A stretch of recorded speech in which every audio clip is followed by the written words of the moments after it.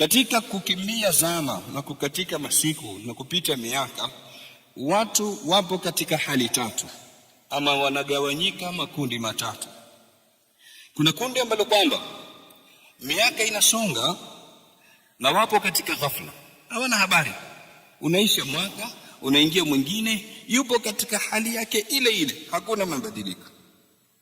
Na kuna kundi la pili ambalo kwamba miaka inasonga, siku zinakatika, na wanatambua hilo. Na utasikia wakisema bana, siku zinakwenda mbio sana, umri unakwisha, lakini amesimama pale pale, hajachukua hatua ya kurekebisha masari yake na njia yake kuelekea kwa Mola Subhanahu wa Ta'ala.